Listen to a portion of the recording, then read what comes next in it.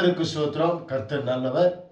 கிறிஸ்துவுக்குள் அன்பானவர்களே, இந்த நவம்பர் மாதம் வாக்குத்தத்தம் ஏசாயா எழுதின புஸ்தகம் 43வது அதிகாரம் 2வது வசனம்.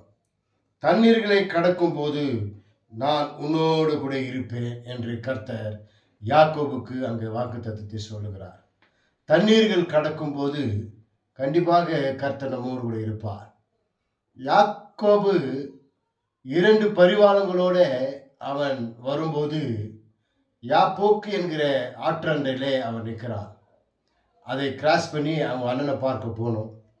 அப்பொழுதுதான் இரவு முழுவதும் கர்த்தரை நோக்கி அவரை வேண்டிக் கொள்கிறான். அப்போது கர்த்தர் அவனை ஆசீர்வதிக்கிறார். அந்த நதிக்கரை, அதாவது யாப்போக்கு என்கிற தண்ணீரை கடந்து அவன் சகோதரனை பார்த்து அங்கே 2 பேரும் சமரசமாகிறார்கள். அதன் அடிப்படையில் தான் கர்த்தர் யாக்கோபுக்கு சொல்லுகிறார், தண்ணீரை கடக்கும் போது நான் உன்னோடு கூட இருப்பேன் என்று. வேதத்தில் சில தண்ணீர்களை கர்த்தர் நமக்கு கடக்க செய்வார்.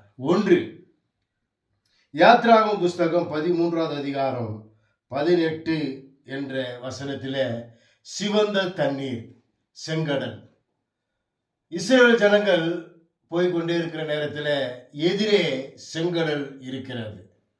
அந்த செங்கடலை கர்த்தர் 2ஆக பிரித்து எடுக்கிறார். அப்போ சிவந்த தண்ணீரை கர்த்தர் 2ஆக பிரித்து நம்மோடு கூட அவர் இருப்பார். அதற்கு அர்த்தம், எதிராக இருக்கிற எல்லா விதமான காரியங்களையும் கர்த்தர் வெற்றி சிறக்க செய்வார். அதற்கு தேவையானது மோசே கோலை நீட்டினார். கோல் என்பது வசனத்துக்குரியது. வசனத்தை சொல்லும் போது எதிராக இருக்கிற எல்லா பிரச்சனைகளும் கர்த்தர் விலக்கி போடுவார்.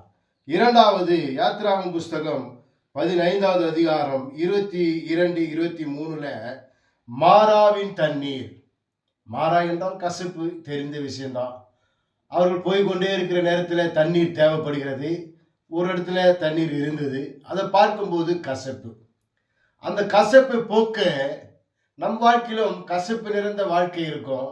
அந்த கசப்பு போக்க ஒரு கொம்பு தேவைப்படுகிறது, இரட்சண்ய கொம்பு. அதுதான் என் ஆண்டவராகிய இயேசு. அல்லேலூயா. அந்த இரட்சண்ய கொம்பு நம் வாழ்க்கையில இருந்துச்சுன்னா மாராவின் தண்ணீரை கர்த்தர் மதுரமாக மாற்றுவார்.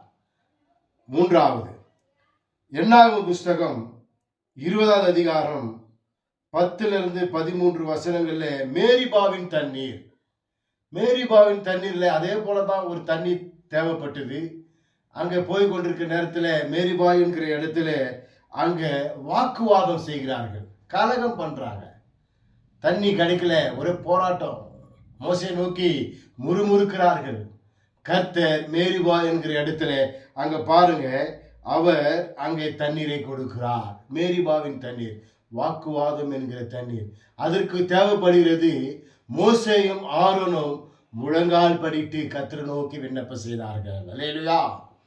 4வது யோசுவாவின் புஸ்தகம் 3வது அதிகாரம் 8, 15, 16 அங்க சொல்லப்பட்டிருக்கு யோர்தானின் தண்ணீர். யோர்தானை போன்றதோ எதிர்ப்புகள் வந்தாலும் நான் தான் உன் தேவன் என்று கர்த்தர் சொல்லுகிறார். யோர்தானின் தண்ணீர் கரை புரண்டு ஓடுகிறது. அறுப்பு காலம் வரை கரை புரண்டு ஓடுமா? உங்கள் வாழ்க்கையில, நம்ம வாழ்க்கையிலும் கரை புரண்டு ஓடுகிற பிரச்சனைகள், போராட்டங்கள், கவலை, கண்ணீர் என்ன பண்ணோமா, அப்படியே வறுமை கரை புரண்டு ஓடும், அப்படியே காலி பண்ற அளவுக்கு. அப்படிப்பட்ட யோர்தானின் தண்ணீரை கர்த்தர் என்ன பண்றாரா, நிற்க செய்கிறார். அல்லேலூயா.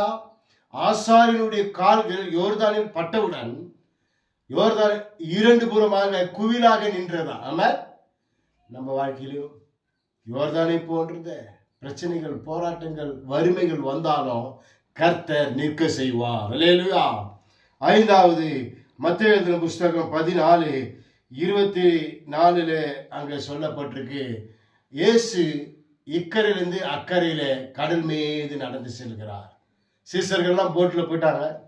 பாதி தூரம் போனோடனே காற்று வீசுது, அவர்கள் அங்கே நின்று விட்டார்கள். என் இயேசு கடல் மீது நடந்து செல்லுகிறார். அல்லேலூயா.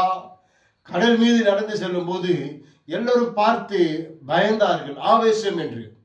அப்பதான் பேதுரு பார்த்து கேட்கிறான், அங்கே ஆண்டவர் சொல்றாரு, நான் தான்பா அப்படின்றவன பேதுரு கேட்கும்போது, நீரே ஆனால் நான் என்ன பண்றேன், நடந்து வருகிறேன், வா.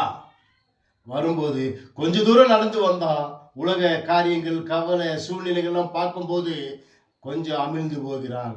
ஆண்டவரை நோக்கி, ஆண்டவரே என்னை காப்பாற்றணும், அமிழ்ந்து போகிறேன் என்று கேட்கும்போது கர்த்தர் கரம் பிடித்தார்.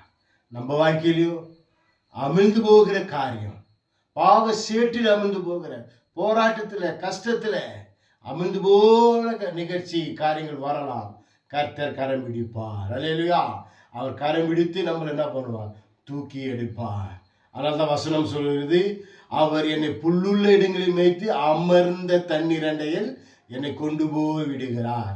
அமர்ந்த தண்ணி, அவர் என் மேய்ப்பராய் இருந்தால் நான் அமர்ந்த தண்ணீர் அண்டையில் கர்த்தர் நடத்துவார். அல்லேலூயா.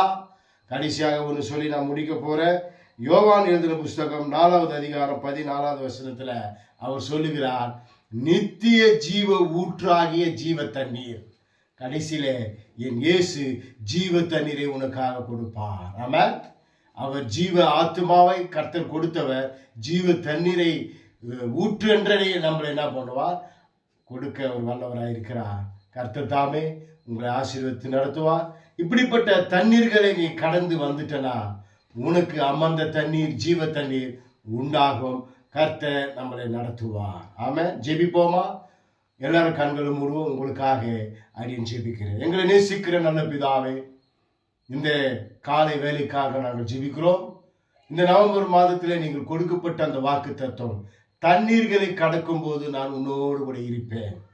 சில தண்ணீர்களை குறித்து நாங்கள் பார்த்தோம். இதை நான் சொல்லியிருக்கிறேன், இதை கேட்டிருக்கிறாங்க, இதை கேட்கிற, இதை பார்க்கிற ஒவ்வொரு பிள்ளைகள் வாழ்க்கையில இருக்கிற எல்லா விதமான தண்ணீர்கள், பிரச்சனைகள், போராட்டங்கள், மலை போல பிரச்சனைகள், தடைகள் எல்லாவற்றையும் விலக்கி போடும். நீரே கூட இருந்து பாதுகாத்துக் கொள்ளும். அவரோட கூட செல்வீராக. என் சமூகம் உனக்கு முன்பாக செல்வம் என்று சொன்னவர், சமூகம் அவர்களோட போகட்டும். இதை பார்க்கிற ஒவ்வொரு பிள்ளைகளை நீர் ஆசீர்வதியும். பிதா, குமாரன், பரிசுத்த ஆவி நாமத்திலே உம்முடைய பாதத்திலே வைத்து நான் ஜெபிக்கிறேன். பரலோகத்தில் வீற்றிருக்கிறேன் எங்கள் ஜீவனுள்ள நல்ல பிதாவே. ஆமென்.